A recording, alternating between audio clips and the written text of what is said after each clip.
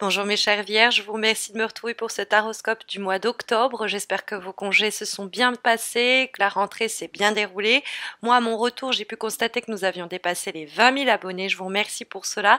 Du coup, comme annoncé, il y a un concours qui vient d'être mis en place pour permettre à deux d'entre vous de remporter le tirage de leur choix sur mon site. Vous avez le lien de la vidéo de ce concours posté en commentaire de ce tirage. J'aurais laissé un commentaire moi-même. Et puis sinon, vous pouvez tout simplement trouver la vidéo de ce concours sur ma page d'accueil YouTube. Il se termine en fin novembre à l'arrivée des nouveaux taroscopes, donc n'hésitez pas à vous abonner pour ne pas rater la mise à jour de ce concours et puis l'arrivée des horoscopes.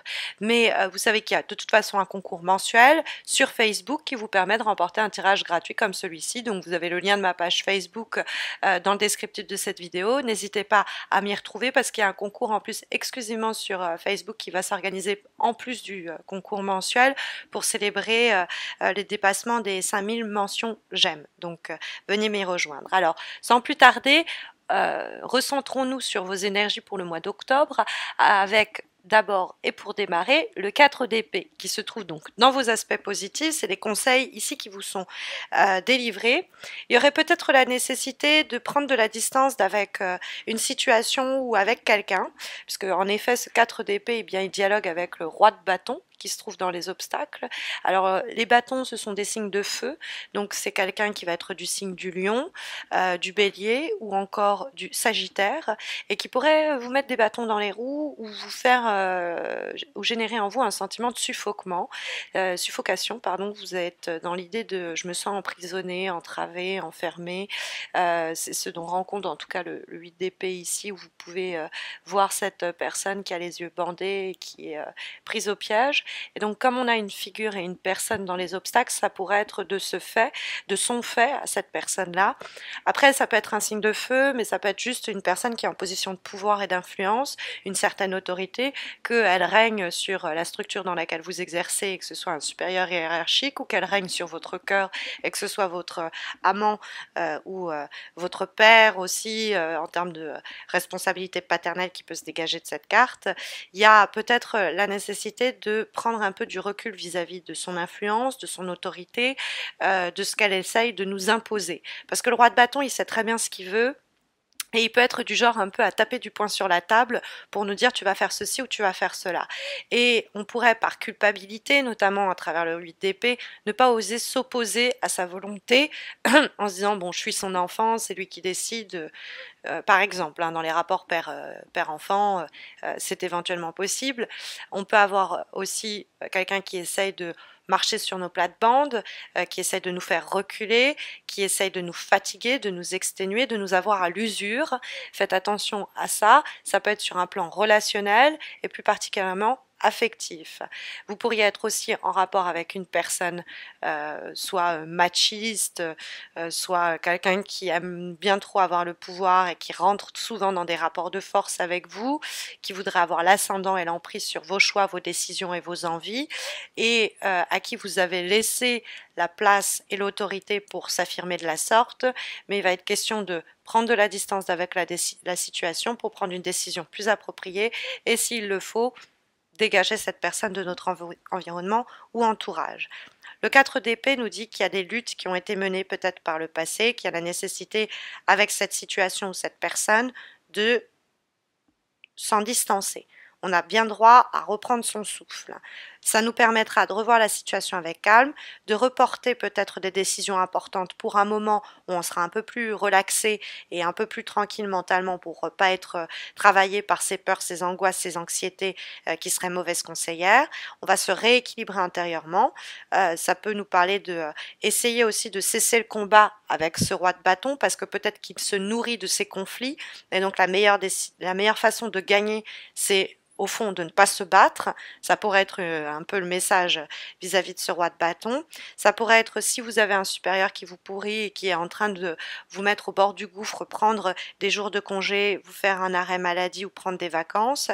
Mais il y a cette idée de reprendre son souffle, de se distancer de situations qui nous ont fait mentalement souffrir, souvent en rapport aussi avec la communication, les échanges sont difficiles et c'est fréquemment avec ce roi de bâton. Donc on prend un temps pour se reposer après les luttes et les difficultés qu'on nous oppose. On va tourner le regard vers soi plutôt que vers ce roi de bâton qui peut-être essaye justement de nous influencer. Le roi de bâton dans les obstacles, c'est quelqu'un qui peut être manipulateur parce qu'il a certaines ambitions et que s'il le faut, il ne va pas hésiter à vous marcher dessus pour l'avoir ou à rentrer dans des bras de fer ou à vous manipuler de façon peut-être plus insinueuse pour obtenir ce qu'il veut. Mais c'est souvent quelqu'un que vous allez identifier très vite parce qu'il est égoïste et on le voit arriver avec ses gros sabots très rapidement, il ne s'en cache pas. Il peut être même super autoritaire et très impitoyable sur sa manière d'agir. Ça peut être quelqu'un qui crée un partenaire infidèle, ça peut être une personne qu'on sait très bien que dès qu'elle va pouvoir nous écraser, elle va le faire. Bref, donc c'est quelqu'un qui peut nous frustrer par les vétos aussi qu'il nous oppose parce qu'il est en position de pouvoir et que il nous garde dans une situation de statu quo où on est vraiment de laquelle on est impatient de sortir de cette situation en statu quo. Bon, après le roi de bâton dans les obstacles, il peut vous donner le conseil de faire attention à ne pas être vous-même ce roi de bâton, attention à au côté impulsif où vous pourriez prendre des décisions hâtives et peut-être quelquefois des réactions tout aussi hâtives au sujet desquels vous pourriez un peu vous mordre les doigts. Donc faire attention à cela, à ne pas être trop dans l'impulsion. Peut-être qu'on a quelqu'un qui nous pousse justement pour qu'on surréagisse parce qu'il veut avoir le pouvoir ou il nous demande des choses pas réalistes, mais il sait qu'il est juste en train de nous faire passer un sale quart d'heure. Donc là, pareil, ça sert à rien de rentrer en conflit avec ou en lutte. Il y a des oppositions entre vous deux, mais c'est pas en luttant que vous allez triompher. Il y a des décisions à prendre, peut-être pour se défaire des entraves que la situation suppose ou que la personne nous impose, nous dit le 8 d'épée. Mais le 8 d'épée, sachez que c'est quand même une carte qui nous parle d'une prison plus mentale que concrète. C'est-à-dire que, au fond, le pouvoir qu'ont les gens ou la situation sur nous, c'est le pouvoir qu'on leur donne. Au fond, on a participé, on a été complice de la situation dans laquelle on se trouve.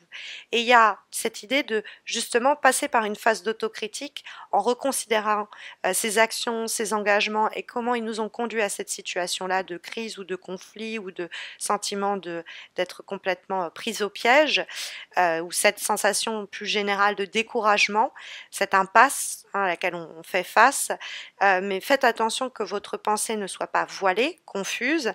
Essayez de précisément y voir plus clair, hein, nous disait déjà le 4 d'épée, sur les on va dire responsabilités qui sont les vôtres et qui ont conduit à cette période-là de restriction, d'isolement qu'au fond on s'est imposé, on a participé à s'imposer, on s'est freiné soi-même par peur, on s'est paralysé, on s'est limité, on a été lésé par exemple par son environnement professionnel, amical, familial, on s'est senti exclu, mais on reste bloqué dans cette situation-là. On se sent enchaîné, mais au fond, c'est la culpabilité ou la peur ou l'angoisse qui nous empêche de nous défaire de ces liens. Parce que si on regarde de près l'image, vous verrez que les liens de la personne, ils sont plutôt lâches, qu'elle pourrait les enlever, retirer le voile et s'extirper cette prison d'épée. Hein. Donc il y a aussi une vue de l'esprit à prendre en compte, et cette vue de l'esprit, justement, pour voir les choses plus clairement, le 4 d'épée nous encourage à prendre de la distance avec la situation pour justement souffler, y voir un peu plus clair et se dire, mine de rien, j'ai plus de possibilités en main que je ne le crois pour m'extirper de cette problématique. Parce que la carte de l'amoureux, c'est l'idée de faire un choix avec le cœur. On a envie de soit sortir de ce cul-de-sac avec cette personne-là, soit de remédier à cette énergie néfaste et négative qui pèse sur nous. On prend de la distance, on sort la tête hors de l'eau et on prend la bonne décision. Parce que l'amoureux, c'est des périodes de choix multiples qui s'offrent à nous, et c'est comment le cœur va nous guider, le libre arbitre va nous amener au bon choix, on est face à un tournant dans sa carrière, sur le plan affectif, et on va avoir l'esprit d'analyse, 4 d'épée, pour décider de la bonne voie à emprunter. Donc des fois, c'est des décisions communes que l'on va prendre, mais il peut avoir aussi de façon plus anecdotique, une rencontre amoureuse qui va nous sortir, ou une nouvelle rencontre, une nouvelle opportunité qui va nous sortir de ce marasme-là exprimé par les cartes précédentes, quelqu'un qui va nous tendre la main et nous aider à nous extirper de la situation en question. En avant-dernière énergie pour ce mois d'octobre, nous avons, chère Vierge, une lame issue d'un oracle, celui du Tao. Et nous avons la carte de l'opposition. Donc, il semblerait que vous soyez en conflit avec une force, ça peut être une personne externe, ça peut être donc une force externe que l'on vous oppose, qui peut prendre la figure d'une personne, ça peut être une institution, ça peut être une situation, en mode bras de fer, quoi. Et la carte de l'opposition, ça nous parle effectivement de points de vue différents, on n'a pas les mêmes attentes, il y a une sorte de béance, de hiatus entre ce que l'on dit, ce que l'autre entend, et on ne se comprend pas. Et donc ça pourrait créer vraiment un problème pour harmoniser vos rapports. Ça peut être quelqu'un avec qui vous travaillez qui est trop autoritaire et vous n'arrivez pas à vous mettre au diapason, et donc vous allez prendre la décision d'y remédier. Vous allez prendre le bon chemin, la bonne voie pour expliciter que cette opinion, que cette manière de faire, que cette attitude ne vous convient pas. Il y a l'idée de, pourtant, c'est pas être dans le rapport conflictuel en disant bon ça tu me le refais, je me tire, c'est pas ça non plus. C'est l'idée d'essayer de coopérer en disant ok, je comprends que tu sois stressé, que tu parles un petit peu durement, mais est-ce qu'on peut pas se trouver un moyen de communication qui apaise un peu tes tensions? Tu le fais par mail, ça passe plus cool que quand j'ai ton ton exacerbé au téléphone. Bon, bref. C'est vraiment ce qui me sort par la tête là, que je vous dis. Mais c'est qu'il y a des situations qui sont intolérables et auxquelles il va falloir remédier, parce que ça vous désharmonise intérieurement, quoi. Et ça fait du bien à personne. Donc il y a peut-être une personne dans un groupe, dans un cercle, qu'il faut remettre sur le droit de chemin en lui tirant les oreilles, en lui disant ça c'est juste plus possible. Alors, la dernière énergie que nous avons pour ce mois d'octobre est issu d'un autre oracle, celui Journey of Love, et nous avons The Spaces Between the Words, les espaces entre les mots, donc les silences entre les mots, entre chaque phrase.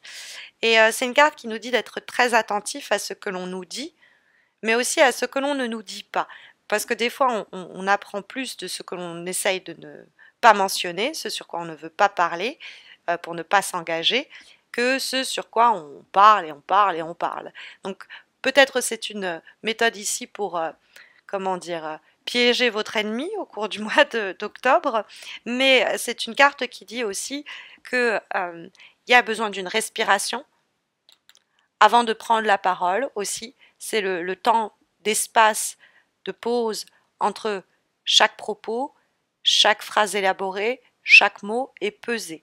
Donc ça peut aussi être une méthode pour éviter, contourner les tensions probables que pourrait susciter ce mois d'octobre avec cette structure, cette entité ou cette personne plus particulièrement. En tout cas, c'est les énergies sondées par le tarot de Marseille au sujet de l'évolution de votre mois d'octobre, en espérant que ça saura vous guider, mais vous le savez. Si vous avez besoin d'un tirage personnalisé, il y a le concours sur Facebook qui vous permet de remporter un tirage en croix, un petit peu comme celui-ci, mais spécifique à votre question actuelle. Donc vous avez le lien de ma page Facebook en commentaire, dans le descriptif de cette vidéo, et en commentaire vous avez le lien du concours ponctuel cette fois-ci pour les 20 000 abonnés. Donc vous avez la vidéo sur ma page d'accueil YouTube et qui vous permettra, en tout cas à 2 d'entre vous, de sélectionner le tirage de leur choix. En tout cas, n'hésitez pas à vous abonner pour ne pas rater la mise en ligne des vidéos des taroscopes qui arriveront fin octobre pour les taroscopes du mois de novembre. D'ici là, eh bien, prenez soin de vous et à très vite, j'espère.